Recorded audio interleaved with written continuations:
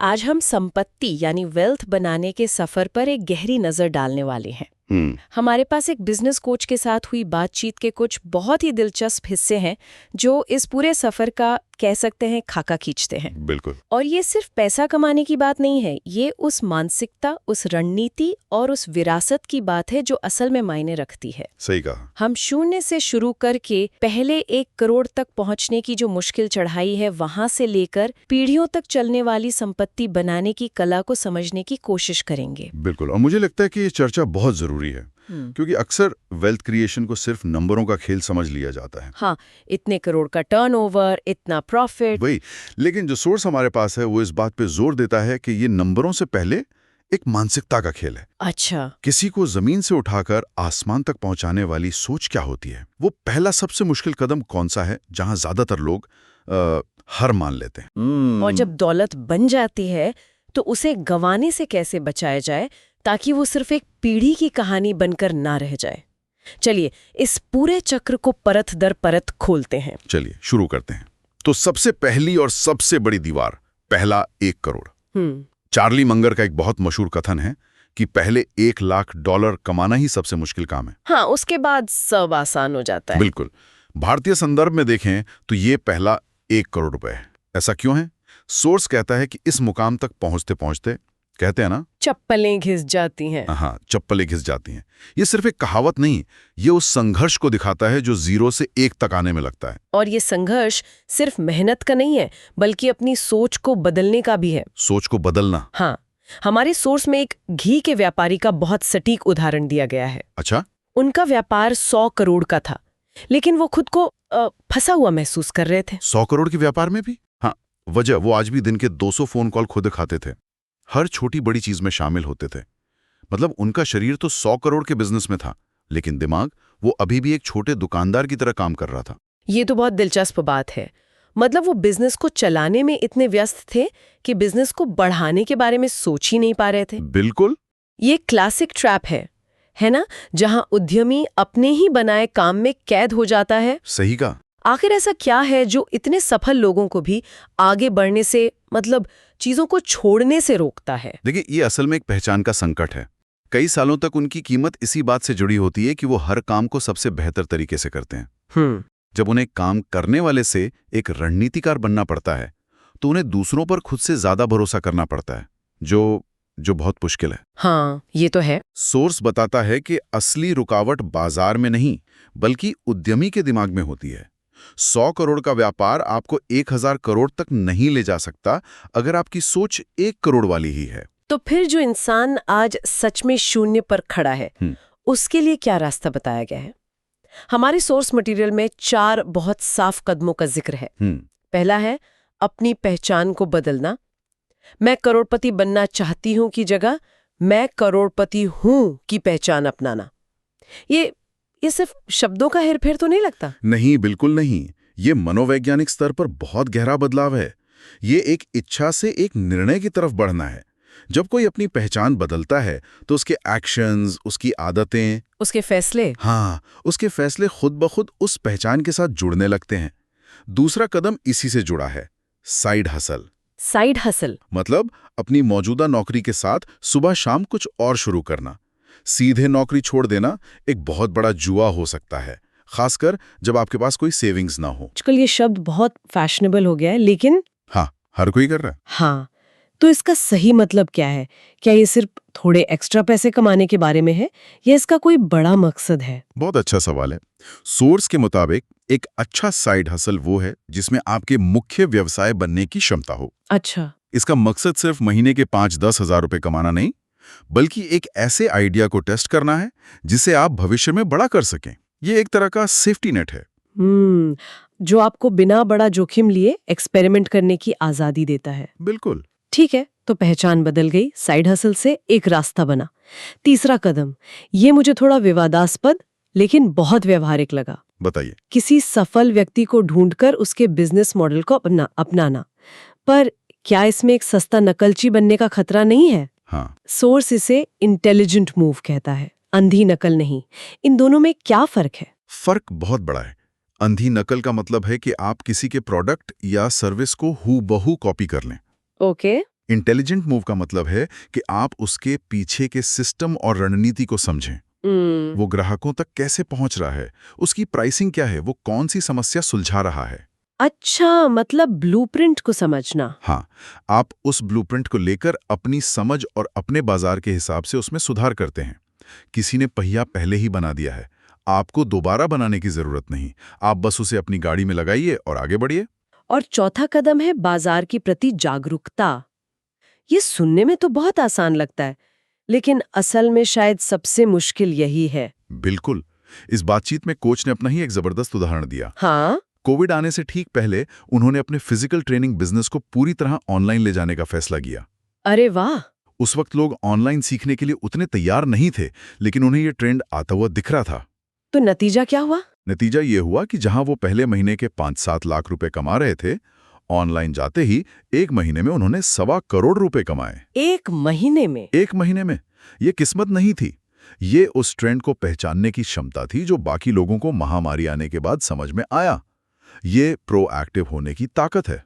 तो इन 4 कदमों से पहले करोड़ का आधार तैयार होता है, लेकिन सोर्स ये भी साफ करता है कि जो मानसिकता आपको 1 करोड़ तक लाएगी, वो आपको 100 करोड़ या 1000 करोड़ तक नहीं ले जा पाएगी। नहीं ले जा सकती। यहाँ से खेल बदल जाता है। ये एक मील का पत्थर है, मंजिल नहीं। बिल्कुल। और यहीं से हम जेनरेशनल वेल्थ यानी पीढ़ियों तक चलने वाली संपत्ति के विचार में प्रवेश करते हैं। सही कहा। यहाँ से नकल का रास्ता खत्म हो जाता है और एक मौलिक विजन की जरूरत पड़ती है। विजन। धीरूभाई अंबानी का विजन था हर भारतीय को सस्ता डेटा देना। रतन टाटा का विजन था आम आदमी को 1 लाख की कार देना। भगत सिंह का विजन था आजादी। ये विजन इतना साफ होना चाहिए कि अगले 25 साल का नक्शा आपकी आंखों के सामने हो। सोर्स में इसे क्वार्टर सेंचुरी क्लैरिटी कहा गया है।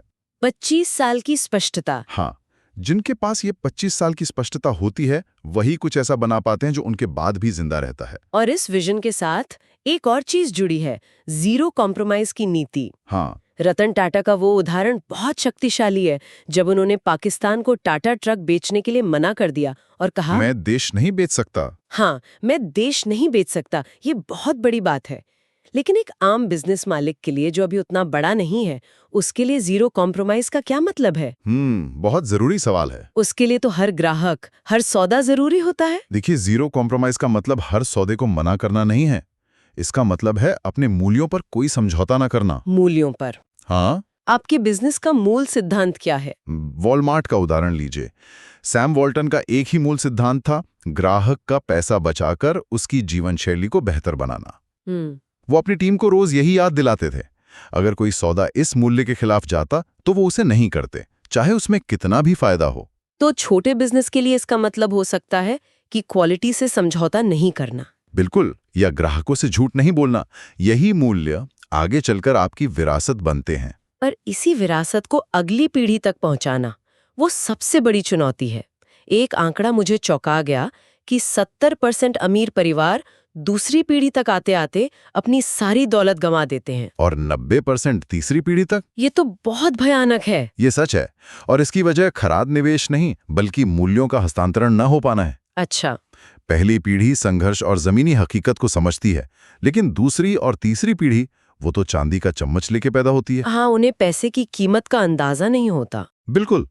यहीं पर भारत के ढोलकिया परिवार का उदाहरण कमाल का है। हाँ, मैंने भी सुना है इसके बारे में। वो अपने बच्चों को बिजनेस में लाने से पहले उन्हें कुछ हजार रुपए देकर किसी अनजान शहर में भेज देते हैं और कहते हैं कि 1 महीना गुजार कर दिखाओ और पैसे कमा कर लाओ। ये तो कमाल की ट्रेनिंग है। इससे तो वो सिर्फ पैसा कमाना नहीं सीखते होंगे। नहीं, वो जिंदगी के वो सबक सीखते हैं जो किसी बिजनेस स्कूल में नहीं सिखाए जा सकते। विनम्रता, संघर्ष का सम्मान और पैसे की असली कीमत। वो जमीनी हकीकत और अपने परिवार के मूल्यों को समझते हैं। ठीक यही ये अगली पीढ़ी में कोर वैल्यूज को ट्रांसफर करने का एक व्यवहारिक जबरदस्त तरीका है। ये दौलत को बचाने का सबसे पक्का तरीका है अपनी अगली पीढ़ी को दौलत के लायक बनाना। ठीक है, तो विजन बन गया, मूल्य तय हो गए, अगली पीढ़ी को तैयार करने का सिस्टम भी बन गया। अब उस पैसे का क्या जो बिजनेस से आ रहा है, उसे कैसे बढ़ाया जाए? यहाँ अक्सर लोग 25 दिन में पैसा डबल जैसी स्कीमों के लालच में पड़ जाते हैं और पैसा गंवा देते हैं। सोर्स इस बारे में बिल्कुल साफ है, जल्दी अमीर बनने के चक्कर में सिर्फ बर्बादी होती है। तो फिर असली बढ़त कहाँ से मिलती है? बिजनेस से। हमेशा बिजनेस से मिलती है, क्योंकि वहां ग्रोथ की कोई सीमा नहीं होती।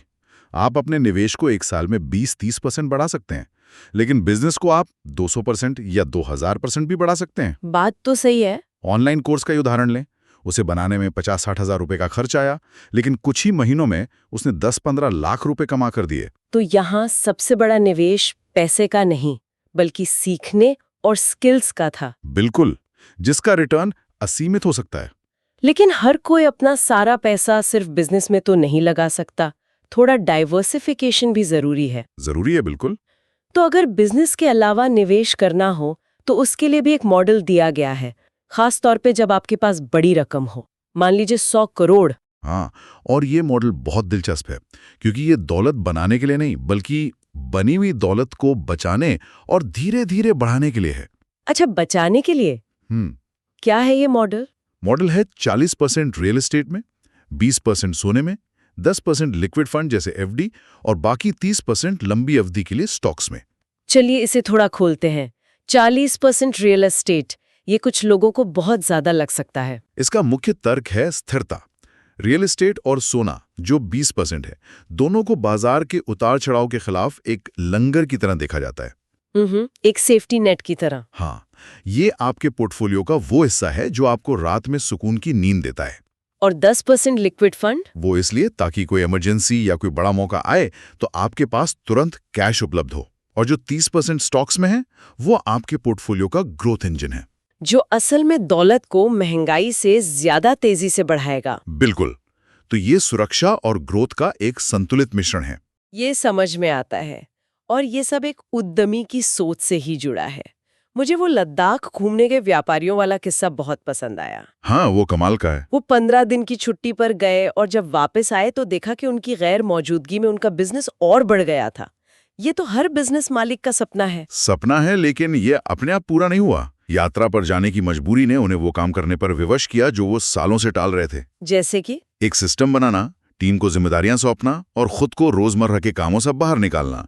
जब वो रोज की आग बुझाने से दूर हुए, तब उन्हें बड़ी तस्वीर के बारे में सोचने का मौका मिला। कभी-कभी बिजनेस से थोड़ी दूरी बनाना ही उसकी ग्रोथ के लिए सबसे जरूरी हो जाता है। बिल्कुल। ये बात working on the business not in the business वाली सोच को बिल्कुल सही तरीके से दर्शाती है। सही कहा। और ये भविष्य की तैयारी के लिए भी जरूरी है, खासकर आज के दौर में जहां एआई और तकनीक सब कुछ बहुत तेजी से बदल रही है। हाँ, और सिद्धांत बहुत सरल और गहरा है। उन चीजों पर ध्यान केंद्रित करें जो कभी नहीं बदलती। जो कभी नहीं बदलती। जैसे तकनीक बदल जाएगी, ऐप बदल जाएंगे, लेकिन इंसान की बुनियादी जरूरतें और भावनाएं नहीं बदलेंगी। लोग हमेशा खाना खाएंगे, एफएमसीजी, उन्हें रहने के लिए घर चाहिए होगा, रियल एस्टेट, और उन्हें पैसों का लेन देन करना होगा, बैंकिंग। ये ऐसे सेक्टर हैं जो हमेशा रहेंगे। एआई इसे और बेहतर बना सकता है, पर इन्हें खत्म नहीं कर सकता। तो ये तो हुई इंडस्ट्री की बात। व्यक्तिगत स्किल्स के बारे में क्या? हमें ऐसी कौन सी कलाएं सीखनी चाहिए जो एआई के आने के बाद भी हमें प्रासंगिक बनाए रखेंगी? 2 स्किल्स पर खास जोर दिया गया है, पब्लिक स्पीकिंग और सेल्स। पब्लिक स्पीकिंग और सेल्स। हाँ, जब तक दुनिया में इंसान है, उन्हें एक दूसरे से संवाद करना होगा, अपनी बात समझानी होगी और चीजों को बेचना खरीदना होगा। ये ऐसी मानवीय कलाएं हैं जिनमें विश्वास, भावना और संबंध बनाना शामिल है। बिल्कुल। और ये वो चीजें हैं जिन्हें तकनीक पूरी तरह से कभी भी रिप्लेस नहीं कर सकती। और अब वो आखिरी और सबसे बड़ा सवाल जो शायद बहुत से लोग सोच रहे होंगे। ये सब बातें तो बहुत अच्छी हैं, लेकिन क्या ये सब सिर्फ बिजनेस करने वालों के लिए है? क्या एक नौकरी पेशा इंसान कभी अमीर नहीं बन सकता? बहुत बड़ी गलतफहमी है ये। अक्सर कहा जाता है कि नौकरी आपके सपनों को छोड़ने के लिए दिया गया एक ड्रग है। ये सुना है मैंने, लेकिन सोर्स इसका जवाब 100% हाँ में देता है। नौकरी से बिल्कुल अमीर बना जा सकता है। बिल्कुल। सुंदर पिचाई और सत्या नडेला जैसे नाम तो हैं ही, लेकिन एक और जमीनी उदाहरण दिया गया है प्रेस्टीज प्रेशर कुकर कंपनी के सीईओ का। अच्छा। उन्होंने अपनी शुरुआत उसी कंपनी में एक सामान्य सेल्समैन के तौर पे की थी। एक सेल्समैन से सीईओ तक का सफर, ये कैसे संभव हुआ? एक मानसिकता से, ओनरशिप यानी मालिक की तरह सोचना। मालिक की तरह सोचना। उन्होंने कभी अपने काम को सिर्फ 9 से 5 की नौकरी नहीं समझा। वो कंपनी के बारे में, उसके भविष्य के बारे में, उसकी समस्याओं के बारे में एक मालिक की तरह सोचते थे। तो जब आपकी सोच ऐसी होती है तो आप सिर्फ अपना काम नहीं करते, आप समाधान ढूंढते हैं, आप पहल करते हैं और कंपनी की ग्रोथ आपकी ग्रोथ बन जाती है। कुंजी ये है कि आप नौकरी में रहते हुए भी एक इंट्राप्रेन्योर की तरह काम करें। उस मानसिकता को तोड़ना होगा। हाँ, उस मानसिकता को तोड़ना होगा जो कहती है कि नौकरी सुरक्षित है और बिजनेस जोखिम भरा। असली जोखिम एक जगह रुक जाने में है, चाहे वो नौकरी हो या बिजनेस। तो आज की इस चर्चा ने वेल्थ क्रिएशन के पूरे जीवन चक्र को हमारे सामने रख दिया है। पहले करोड़ के लिए संघर्ष और सही मानसिकता, फिर पीढ़ियों की विरासत के लिए एक मजबूत विजन और मूल्य, फिर उस पैसे को सही रणनीति से बढ़ाना, और अंत में भविष्य के लिए खुद को और अपने काम को तैयार करना। ये एक पूरा नक्शा है। बिल्कुल। और अंत में मैं सुनने वालों के लिए एक विचार छोड़ना चाहूंगा जो इस सोर्स से निकल कर आता है। जरूर। हमें बचपन से सिखाया जाता है कि हर महीने थोड़ा थोड़ा पैसा बचाओ और उसे 30-40 साल तक निवेश करो, तुम अमीर बन जाओगे। हाँ, SIP वाली सोच। हाँ, लेकिन ये सोर्स एक अलग ज्यादा शक्तिशाली आइडिया देता है।